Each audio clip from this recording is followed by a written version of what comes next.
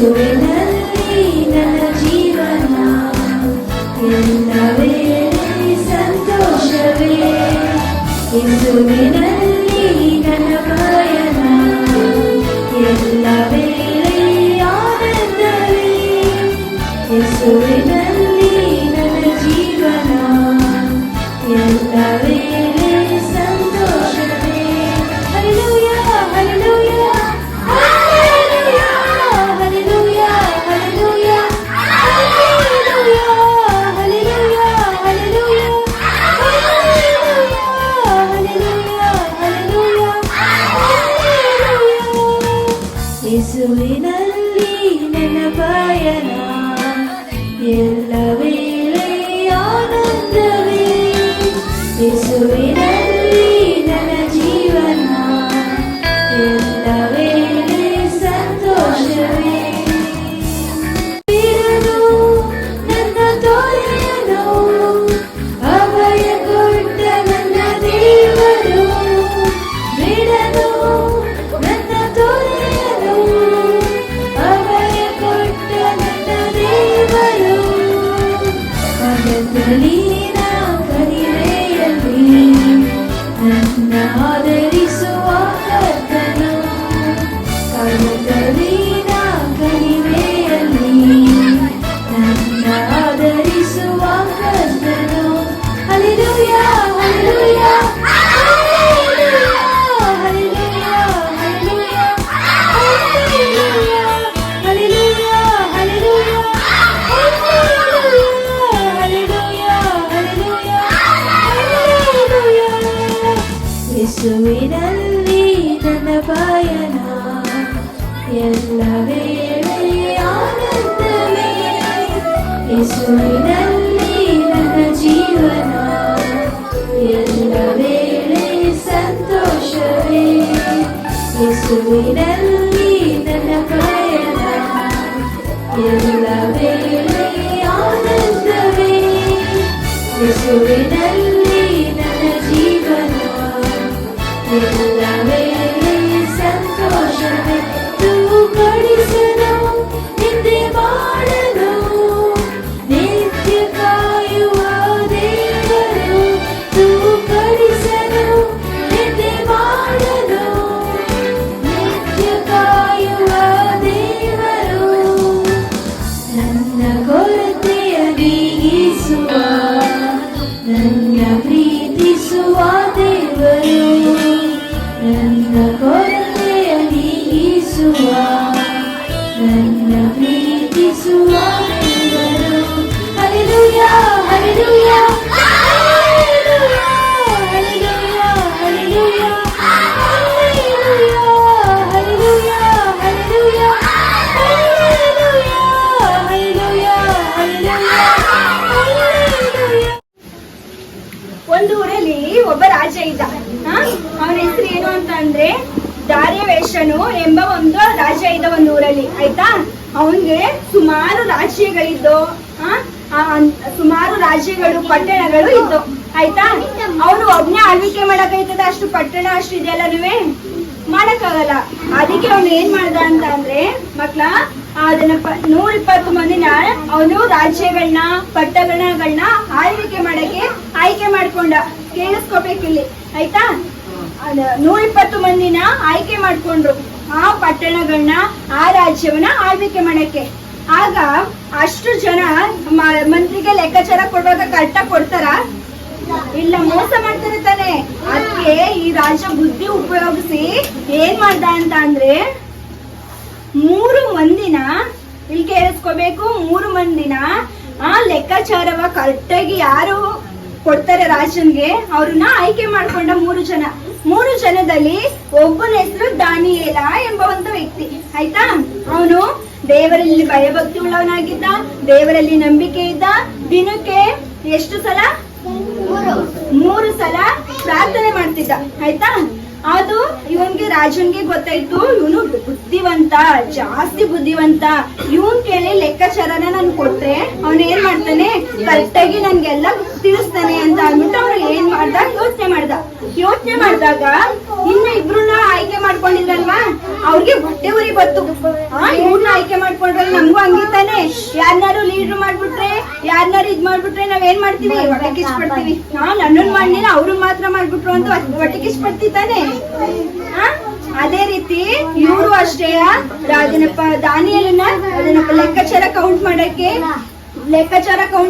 ಏನ್ ಮಾಡಿದ್ರು, ಆಯ್ಕೆ ಮಾಡ್ಕೊಂಡ್ರಲ್ಲ ಅಂತ ಅಂದ್ಬಿಟ್ಟು ಇವ್ರಿಗೆ ಹೊಟ್ಟೆ ಉರಿ ಆದಾಗ ಅವ್ರು ಏನ್ ಮಾಡಿದ್ರು ಅಂತ ಅಂದ್ರೆ, ದಾನಿಯೇಲನು ಏನಾಗಿದ್ದ, ನೀತಿವಂತನಾಗಿದ್ದ. ಅವನಲ್ಲಿ ಒಂದು ಸಣ್ಣ ತಪ್ಪು ಕೂಡ ಮಕ್ಳು ಇರ್ಲಿಲ್ಲ. ಅವನು ಯೇಸು ಸ್ವಾಮಿ ಹತ್ರ ಆಗಿರ್ಬೋದು, ಜನರ ಹತ್ರ ಆಗಿರ್ಬೋದು, ಇಲ್ಲ ಅಪ್ಪ ಅಮ್ಮನ ಜೊತೆ ಬೈದಾಡೋದಾಗಿರ್ಬೋದು, ತಿರ್ಗಿಸಿ ಮಾತಾಡೋದು, ಯಾವ್ದು ಒಂದು ಸಣ್ಣ ತಪ್ಪು ಕೂಡ ದಾನಿಯೇಲನಲ್ಲಿ ಇರ್ಲಿಲ್ಲ. ಹೌದಾ? ಆಗ ಇವ್ರು ಏನ್ ಮಾಡಿದ್ರು ಗೊತ್ತಾ, ಇವನಲ್ಲಿ ಏನಾದ್ರೂ ಒಂದು ತಪ್ಪು ಹುಡುಕ್ಬೇಕಲ್ಲ ಅಂತ. ಈಗ ನಾವೇನಾದ್ರೂ ಇವನು ಒಳ್ಳೆನೋ ಅಂತ ಅಂದ್ಬಿಟ್ಟು ನೀವೇನೆಲ್ಲ ಏನ್ ಮಾಡ್ತೀರಾ, ಅಕ್ಕ ಇಲ್ಲ ಅವಳು ಅದನ್ನ ಮಾಡ್ತಾಳೆ ಕಣಕ್ಕ, ಅಕ್ಕ ಇದನ್ನ ಮಾಡ್ತಾಳೆ ಅಂತ ನೀವು ತಪ್ಪು ಹುಡುಕ್ತೀರಾ ಇಲ್ವಾ? ಅದೇ ತರ ಇವ್ರು ತಪ್ಪು ಹುಡುಕಕ್ಕೆ ಇದ್ ಮಾಡಿದ್ರು.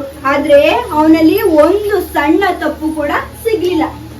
ಏನ್ ಮಾಡ್ಲಿಲ್ಲ, ಒಂದು ಸಣ್ಣ ತಪ್ಪು ಕೂಡ ಸಿಗ್ಲಿಲ್ಲ. ಯಾವ ವಿಷಯದಲ್ಲಿವೆ ಅವರು ಅದನ್ನಪ್ಪ ಅವನ್ ಜೊತೆ ಹೋಯ್ತಾರೆ, ಇವನೇನಾದ್ರು ಕಳ್ತನ ಮಾಡ್ಬೋದಾ ಅಂತ.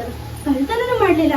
ಅವ್ರ ಅಪ್ಪ ಮನೆಗೆ ಹೋಯ್ತಾನೆ, ಅಪ್ಪ ಅಮ್ಮನ ಜೊತೆ ಏನಾದ್ರು ಜಗಳ ಆಡ್ತಾನ, ಏನ್ ಮಾಡ್ತಾನೆ ಅಂತ ಹೋಯ್ತಾನೆ. ಆಗ ಅಲ್ಲೂ ಏನ್ ಮಾಡ್ಲಿಲ್ಲ, ಅವ್ನ್ ಜಗಳನೂ ಮಾಡ್ಲಿಲ್ಲ. ಅಷ್ಟು ಒಂದು ತಪ್ಪಿಲ್ಲದಂತ ಒಂದು ವ್ಯಕ್ತಿ ಆಗಿದ್ದ.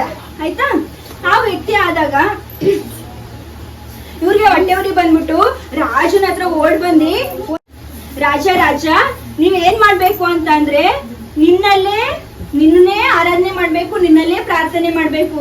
ಇನ್ನು ಬಿಟ್ರೆ ಇನ್ಯಾರನ್ನೂ ಪ್ರಾರ್ಥನೆ ಮಾಡ್ಬಾರ್ದು ಅಂತವ್ನ ನಾವೇನ್ ಮಾಡದ, ಸಿಂಹದ ಗವಿ ಒಳಗೆ ಹಾಕ್ಬಿಡದ. ಬೇರೆ ದೇವರುಗಳನ್ನ ಪೂಜೆ ಮಾಡಿದ್ರೆ, ಆರಾಧನೆ ಮಾಡಿದ್ರೆ ಏನ್ ಮಾಡದ, ಸಿಂಹದ ಗವಿ ಒಳಗೆ ಹಾಕ್ಬಿಡದ ಅಂತ ಅಂದ್ಬಿಟ್ಟು ಏನ್ ಮಾಡಿದ್ರು, ಆ ರಾಜನ ಹತ್ರ ಕೇಳ್ಕೊಂಡ್ರು. ರಾಜ ಅದಕ್ಕೆ ಏನ್ ಮಾಡ್ದ ಅಂತ ಅಂದ್ರೆ ಒಪ್ಪಿಗೆ ಕೊಟ್ಟ. ಸರಿ ಆಯ್ತು, ಎಲ್ಲರೂ ನನ್ನನ್ನೇ ಪ್ರಾರ್ಥನೆ ಮಾಡ್ಲಿ, ನನ್ನ ಹತ್ರನೇ ಎಲ್ಲ ಕೇಳಿ, ನನ್ನನ್ನೇ ಆರಾಧನೆ ಮಾಡ್ಲಿ, ಇನ್ಯಾರ್ನು ಮಾಡೋದ್ ಬೇಡ, ಮಾಡ್ದವ್ರನ್ನ ನಾವು ಸಿಂಹದ ಗವಿ ಒಳಗೆ ಹಾಕೋಣ ಅಂತ ಅಂದ್ಬಿಟ್ಟು ಹೇಳಿದ್ರು. ಆಯ್ತಾ? ಆಗ ಒಂದಿನ ಏನಾಯ್ತು ಗೊತ್ತಾ ಮಕ್ಳ, ಇವನು ದಾನಿಯೇಲನ್ ಇದ್ನಲ್ಲ, ಒಂದು ಸಣ್ಣ ತಪ್ಪು ಮಾಡ್ತಿದ್ದಿಲ್ಲ, ಅವನೇನ್ ಮಾಡ್ದ, ಅವ್ರ ಮನೆ ಮೇಲೆ ಮಾಡಿ ಮೇಲೆ ಹೋದ. ಮಾಡಿ ಮೇಲೆ ಏನು ಗೊತ್ತಾ, ಒಂದು ಸಣ್ಣ ರೂಮ್ ಇತ್ತು, ಆ ರೂಮಲ್ಲಿ ಕಿಟಕಿನೇ ಇರ್ಲಿಲ್ಲ. ಆಗ ಇವ್ರು ಕಳ್ರು ಏನ್ ಮಾಡಿದ್ರು ಗೊತ್ತಾ, ಇವ್ರು ಇದ್ರಲ್ಲ ರಾಜಂದ್ರು, ಅವ್ರ ಏನ್ ಮಾಡಿದ್ರು ಅಂತ ಅಂದ್ಬಿಟ್ಟು ಹೋಗಿ ಇವ್ನ ಏನಾದ್ರು ಪ್ರಾರ್ಥನೆ ಮಾಡ್ತಿರ್ಬೋದು. ಯಾಕೆಂದ್ರೆ ಅವನು ದಿನ 3 ಅವರ್ತಿ ಪ್ರಾರ್ಥನೆ ಮಾಡೋ ವ್ಯಕ್ತಿ. ಒಂದು ದಿನನೂ ಮಿಸ್ ಮಾಡ್ತಿರ್ತಿಲ್ಲ. ಈಗ ರಾಜ ಹೇಳಿದ ತಕ್ಷಣ ಮಿಸ್ ಮಾಡ್ತಾನ, ಇಲ್ಲ ಮಾಡ್ತಾ ಇರ್ತಾನೆ ತಡಿ ಅಂತ ಅಂದ್ಬಿಟ್ಟು ಓಡೋಗಿ ಕಿಟಕಿ ಸಂದಿಲಿ ಹಿಂಗೆ ಬಗ್ಗಿ ನೋಡ್ತಾ ಇರ್ತಾರೆ. ಹಾಗೆ ಇವ್ನು ಏನ್ ಮಾಡ್ತಾ ಇರ್ತಾನೆ, ಬೆಳಿಗ್ಗೆನೂ ಪ್ರಾರ್ಥನೆ ಮಾಡ್ತಿರ್ತಾನೆ, ಮಧ್ಯಾಹ್ನನು ಪ್ರಾರ್ಥನೆ ಮಾಡ್ತಿರ್ತಾನೆ, ರಾತ್ರಿನೂ ಪ್ರಾರ್ಥನೆ ಮಾಡ್ತಿರ್ತಾನೆ. ಆಗ ಇವ್ರಿಗೆ ಇಲ್ಲೊಂದ್ ತಪ್ಪು ಸಿಕ್ತು. ರಾಜನ ಹತ್ರ ಏನು, ನಾವು ಯಾರನ್ನೂ ಆರಾಧನೆ ಮಾಡ್ಬಾರ್ದು, ನಿನ್ನನ್ ಮಾತ್ರ ಆರಾಧನೆ ಮಾಡ್ದವ್ರನ್ನ ನಾವು ಗವಿ ಒಳಗ್ ಹಾಕ್ಬಿಡದ, ಹುಲಿ ಗವಿ ಒಳಗ್ ಹಾಕ್ಬಿಡದ ಅಂತ ಅಂದ್ಬಿಟ್ಟು ಹೇಳಿದ್ರಲ್ವಾ. ಆಗ ಇವ್ರು ಓಡ್ ಬಂದಿ ರಾಜನ ಹತ್ರ, ರಾಜ ನೀನ್ ಈ ತರ ಎಲ್ಲ ಹೇಳಿದೆ ತಾನೆ, ಅವನು ಅದೇ ತಪ್ಪನ್ನ ಮಾಡ್ತಾನೆ ಬಾ ಅಂತ ಅಂದ್ಬಿಟ್ಟು ಅವ್ರಿಗೆ ಹೇಳಿದ್ರು. ಆಗ ಅವನ್ನ ಕರೆಸಿ ಅವನ್ನ ಏನ್ ಮಾಡಿದ್ರು ಗೊತ್ತಾ, ಸಿಂಹದ ಗವಿ ಒಳಗ್ ಹಾಕ್ಬಿಟ್ರು. ಭಯ ಇಲ್ಲ ನಿಮ್ಗೆ? ಸಿಂಹದ ಗವಿ ಒಳಗ್ ಹಾಕಿದ್ರೆ ಏನ್ ಮಾಡ್ತವೆ ಸಿಂಹ? ಹುಲಿಗಳೇನ್ ಮಾಡ್ತವೆ? ಹೌದಲ್ವಾ? ಹುಲಿಗಳೇನ್ ಮಾಡ್ತವೆ? ತಿಂದಾಕ್ಬಿಡ್ತವೆ. ನಾವು ಆಕಸ್ಮಿಕ ನಮ್ಮ ಬೀದಿಲಿ ನಾಯೆಲ್ಲ ಕಚ್ಚುತ್ತೆ ಅಂದಾಗ ನೀವು ಎದುರುಕೊಳ್ಳಲ್ವಾ? ಒಂದು ನಾಯಿಗೆ ನಾವ್ ಎದುರ್ಕೋತೀವಿ ಅಂತಂದ್ರೆ ಹುಲಿ ನಮ್ಮನ್ನ ಸುಮ್ನೆ ಬಿಡ್ತಾವ? ಒಂದೇ ಬಾಯಿಗೆ ತಿನ್ಕೊಬಿಡ್ತವೆ ನಮ್ನ. ಅಂತ ಒಂದು ಗುಹೆ ಒಳಗೆ ಸಿಂಹದ ಗುಹೆ ಒಳಗೆ ಏನ್ ಮಾಡ್ತಾರೆ, ತಳ್ಬಿಟ್ಟಾಗ ಅದು ಬಾಗ್ಲ ಹಾಕ್ಬಿಟ್ಟು ಸೀಲ್ ಮಾಡ್ಬಿಡ್ತಾರೆ. ಆದ್ರೆ ರಾಜನಿಗೆ ಬೇಜಾರು, ಅಯ್ಯೋ ಸಿಂಹದ ಗವಿ ಒಳಗೆ ಹಾಕ್ಬಿಟ್ವಲ್ಲ ನಾವು, ಅಯ್ಯೋ ತಿಂದಾಕ್ಬಿಡ್ತದೇನೋ ದಾನಿಯೇಲನ್ನ, ಇವ್ರಿಷ್ಟು ಒಳ್ಳೆಯವನು ಅಂತ ಅಂದ್ಬಿಟ್ಟು ಇವನ್ಗೇನು ರಾಜನ್ಗೆ ತುಂಬಾ ಬೇಜಾರು. ಆಗ ಆ ಗವಿ ಒಳಗೆ ಹಾಕಿದ ತಕ್ಷಣ ಅವ್ರು ಏನಂತಾರೆ ಗೊತ್ತಾ, ನೀನ್ ಪ್ರಾರ್ಥನೆ ಮಾಡ್ತೀಯಲ್ಲ ಆ ದೇವ್ರು ನಿಜವಾದ ದೇವ್ರ ಯಾವ್ದು ನಿನ್ನ ಕಾಪಾಡ್ಲಿ ಅಂತ ಅಂದ್ಬಿಟ್ಟು ಅವ್ರನ್ನ ಬಾಗ್ಲೊಳಗೆ ಹಾಕ್ಬಿಡ್ತಾರೆ, ರೂಮೊಳಗೆ ಹಾಕ್ಬಿಡ್ತಾರೆ ಸಿಂಹದ ಜೊತೆ. ಆಯ್ತಾ? ಆಗ ಅದೇನಪ್ಪ ಅವ್ರೆಲ್ಲ ವಾಪಸ್ ಬರ್ತಾರೆ. ರಾಜನ್ಗೆ ಬೇಜಾರಾಯ್ತು. ರಾಜ ಉಪವಾಸ ಇಟ್ಕೊಂಡು ರಾತ್ರಿ ಎಲ್ಲ ಕಳ್ದ. ಆಗ ರಾಜ ಮುಂಚಾನೆ ವೇಳೆಯಲ್ಲಿ ಆ ಸಿಂಹದ ಗವಿ ಹತ್ರ ಬರ್ತಾನೆ. ಬಂದ್ಬಿಟ್ಟು ಕೇಳ್ತಾನೆ, ದಾನಿಯೇಲನೇ ನೀನು ನಿನ್ನ ದೇವರನ್ನು ಆರಾಧಿಸುವ ದೇವರು ನಿನ್ನನ್ನು ಕಾಪಾಡಿದನ ಅಂತ ಕೇಳಿದಾಗ ಅವನು ಹೇಳ್ತಾನೆ, ನನ್ನನ್ನು ಆರಾಧಿಸುವ ದೇವರು ನನ್ಗೆ ಒಬ್ಬ ದೂತನನ್ನ ಕಳಿಸಿ ದೇವರು ನನ್ನನ್ನ ಕಾಪಾಡಿದ್ರು, ಸಿಂಹದ ಬಾಯಿಗಳನ್ನ ಕಟ್ಟಿದ್ರು, ದೇವರು ನನ್ನನ್ನ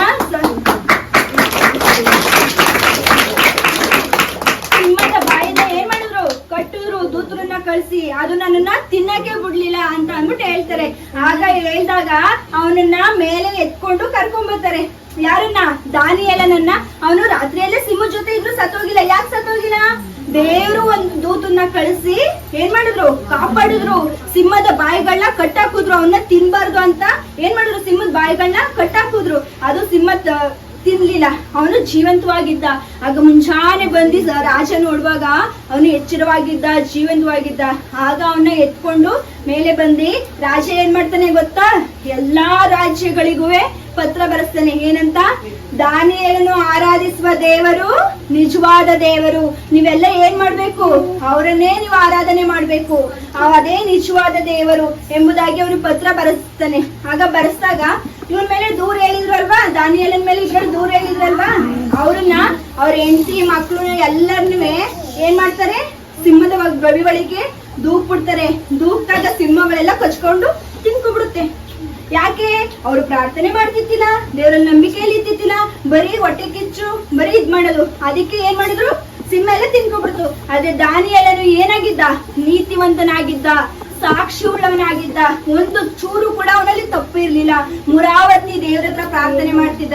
ಅವನು ಪ್ರಾರ್ಥನೆ ಮಾಡಿದ ನಿಮಿತ್ತ ದೇವ್ರ ಏನ್ ಮಾಡಿದ್ರು? ದೇವರು ಅವನನ್ನ ಸಾಯಕ್ಕೆ ಬಿಡ್ಲಿಲ್ಲ. ಸಿಂಹದ ಬಾಯೊಳಿಕೆ ದೇವರು ಬಿಡ್ಲಿಲ್ಲ, ಕಾಪಾಡಿದ್ರು. ಅದೇ ತರ ಮಕ್ಳ ನಾವು ಅಷ್ಟೇ ಏಸಪ್ಪನ ಹತ್ರ ಪ್ರತಿದಿನ ಮೂರಾವರ್ತಿ ಪ್ರಾರ್ಥನೆ ಮಾಡಬೇಕು.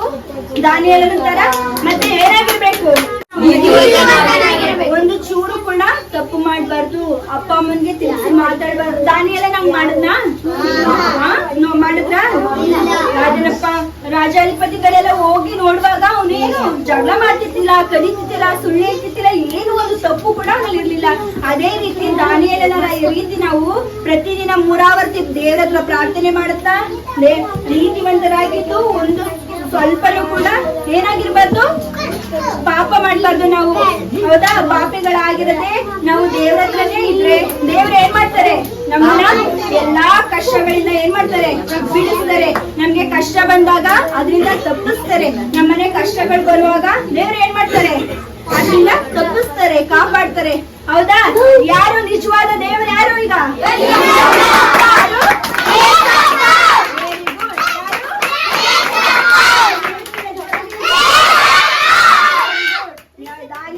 ಕಾಪಾಡಿದ ದೇವರೇ ನಿಜವಾದ ದೇವರು.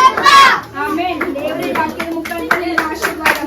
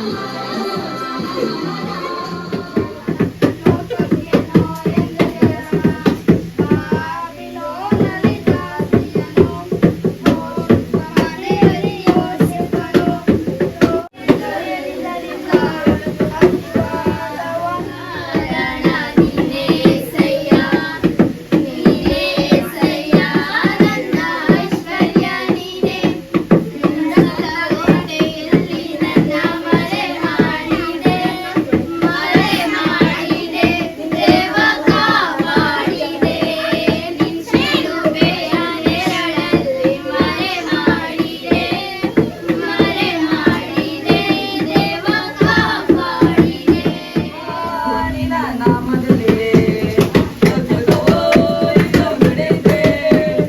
ಯೇಸುವೇ ನಾಮದಲ್ಲಿ ಅದ್ಭುತವೋ ಇದು ನಡೆದಿದೆ. ದೇವರೊಡನೆ ನುಡಿಯುತ್ತೆ. ಯೇಸುವ ನಾಮವು ಶಕ್ತಿಯಾಗಿದೆ, ಎಂದಿಗೂ ಸಾಯದೇ ಇಲ್ಲ.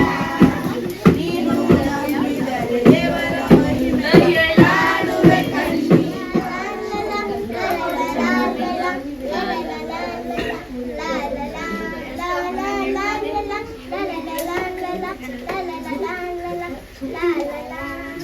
ಯೇಸುವ ನಂಬುವ ಪ್ರತಿಯೊಬ್ಬರು ಎಂದಿಗೂ ಸಾಯದೇ ಇಲ್ಲ. ನೀನು ನಂಬಿದರೆ ದೇವರ ಮಹಿಮೆಯು ಕಾಣುವೆ ಖಂಡಿತ. ಯೇಸು